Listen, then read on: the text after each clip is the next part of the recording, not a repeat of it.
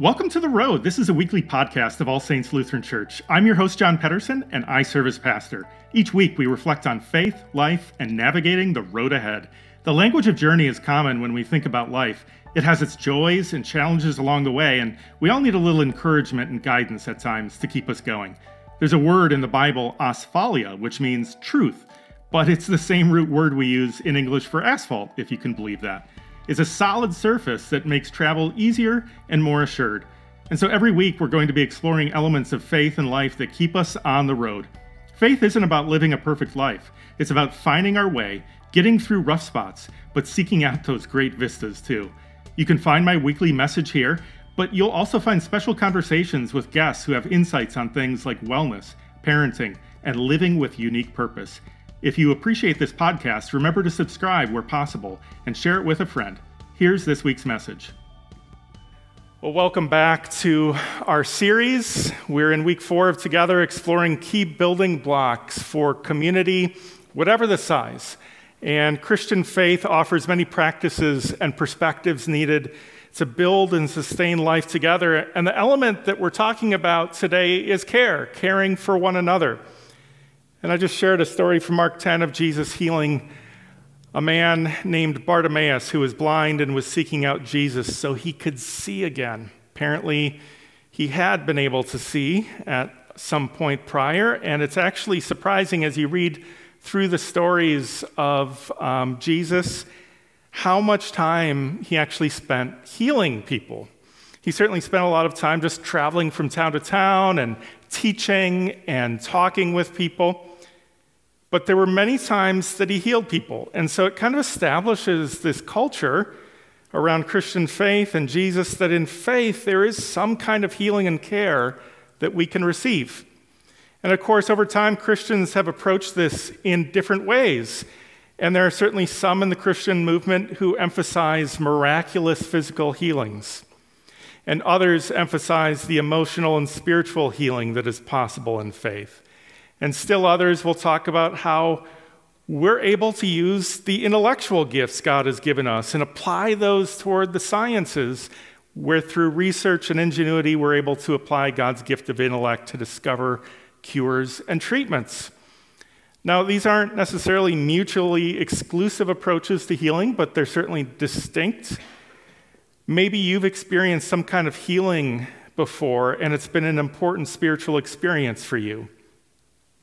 Most faith communities turn to prayer as a source of peace and support as well as healing, even if it's not always clear how or if healing is possible every time we do that.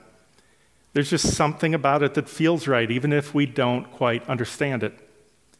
But beyond healing specifically, Jesus created an environment of care and compassion. He reached out to those on the margins and those who were not accepted by others.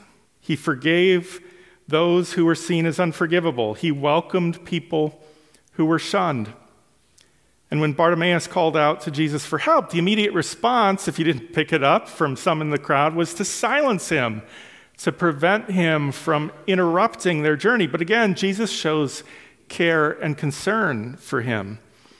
And I think we can just pause there and reflect a bit, because it's easy, of course, to judge the crowd and kind of say, wow, how uncaring were they? But what is it about those in the crowd? Why do they respond, at least initially, the way that they do? Maybe they do see it as just another interruption. And the reality is that this was constantly happening to Jesus. We see it in many other passages where Jesus is just completely overwhelmed at times with the number of requests that he gets for help. And we have examples where Jesus spends generous amounts of time serving the crowds and healing countless numbers of people. But even Jesus has to rest. Even he needs to step away at times and regain his peace of mind and gather himself together. And Jesus had a clear sense of mission that certainly included caring for people. But he also had to keep moving on to teach and travel to new towns. And so even for Jesus, there was a balance to be found. And maybe the crowd is even looking out for Jesus in a sense. Give him space. We can't stop every time someone asks him for help. And as I hear their plea for the man to be quiet, I imagine, at least in their minds, they have good intentions. And I think when it comes to how we seek care in the communities we're a part of, there are inevitable balances that we try to find as well. How do you spend time caring for others and still preserve time and energy for others who still need your attention? And how do you show care and compassion while also making your own needs or the needs of the rest of the community also clear? It's not easy to balance some of these things. There's that old saying, I know you've all heard it, God helps those. Look at that. You know it, see? It's embedded. It's very memorable. It's not in the Bible. Some attribute it to Ben Franklin, but the concept is certainly older than that, and within that saying is an attempt to balance this question of care, right? It's a bit of a challenge to the idea that we should expect to be taken care of all the time or that someone is going to save us. It's kind of the classic Midwestern work ethic, just take care of yourself.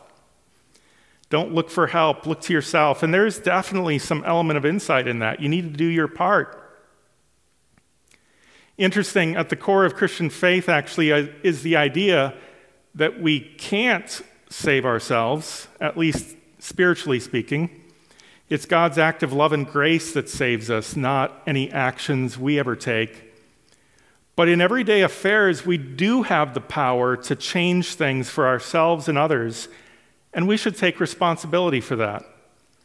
But just saying God helps those who help themselves can also be a convenient excuse not to do our part when we actually do have the ability and the responsibility to help someone and respond to a need in our community or society.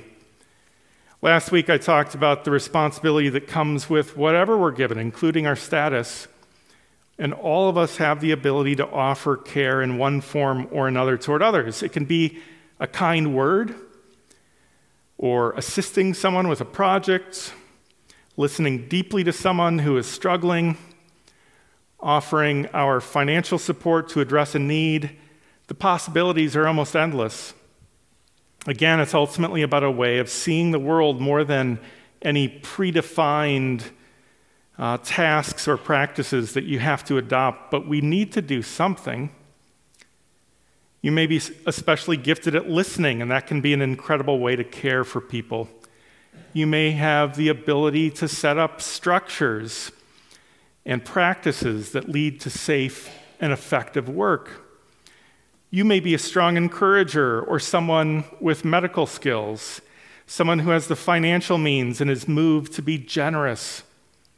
All of these are ways that you can help to build a culture of care in whatever organization or community you're a part of. And ultimately, each one of us will make the biggest impact when we use our unique gifts and strengths in the effort. Here at All Saints, we've really picked up this idea of care and made it part of our vision for how each of us is called to grow in faith.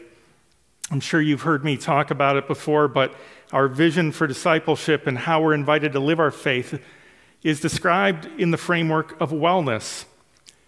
And the truth is, all of us have room to grow. We're all in process. And when we invest ourselves in the 6 areas of wellness that we lift up, you'll see those on our website. God can work through us to bring greater healing in us as well as in our community. And so I want to say a few words about how this can happen in each of those 6 areas of wellness. When we focus on our spiritual wellness, we're spending more time reflecting on our identity and belonging in faith. And this can be setting aside time for prayer and meditation, regular practices like worship. It's easy to overlook this and take it for granted, but tending to our spiritual well-being can have an impact. Have you ever had a bad day and you just took time to pray, and somehow out of that you felt better?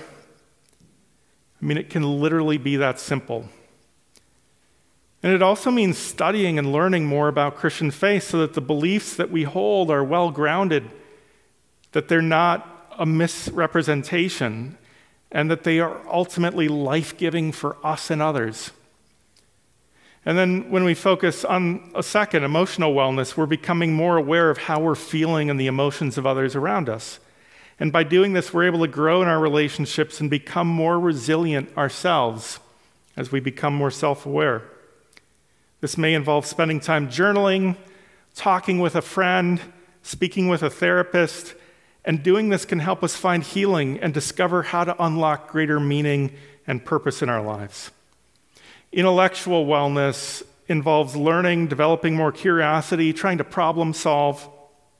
It can lead us to see more of the complexity and depth of issues that we care about so that we can better address them and also understand others who don't seem to see things the same way that we do.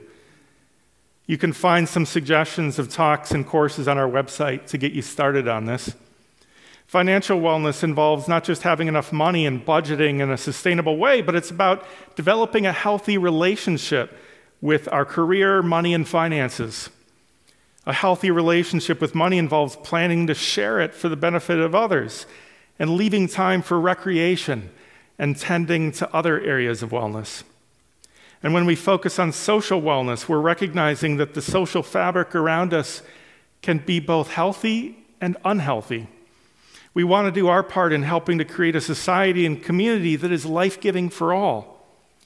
And so we want to care for the creation God gave us.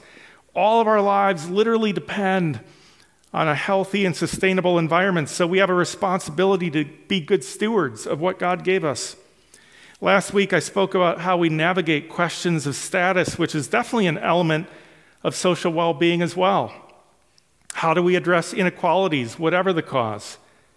And really, this whole series is really an exploration of social wellness. We're talking about various practices and perspectives needed to build and sustain life together, and it just seems more than ever that we need to get back to those basics again to be able to create healthy, life-giving community. And, there are other elements beyond what we're talking about in these 5 weeks, but I'm certain that if we could get these 5 elements right, we would be on the right track. And finally, there's physical wellness. Our bodies and physical life are a gift from God as well. And so how do we care for ourselves and the physical needs of others? Taking time for exercise, sleep, and good nutrition are part of caring for ourselves. So we offer groups like Saints on Bikes and walking groups you can participate in. And we also commit to ensuring that our neighbors have their physical needs met. So we support places like ICA Food Shelf that offers food support, but also helps ensure that our neighbors can get through difficult times and be able to pay for things like rent.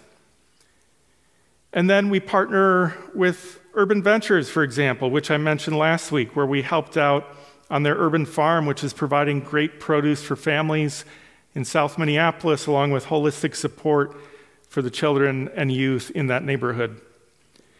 And when we can begin to see our call as disciples, as tending to all of these facets of wellness, we can really see the life of faith start to take on flesh and make a relevant impact in our lives and the lives of our neighbors. All Saints wants to do our part in contributing to a culture of care. Doing that isn't easy, and it's not always simple. It can require balancing many priorities. But if all of us do our part, we can help build up the places where we live and work. Thank you for all you do now. And I invite you to join together as we try to make a greater impact in our community. Amen.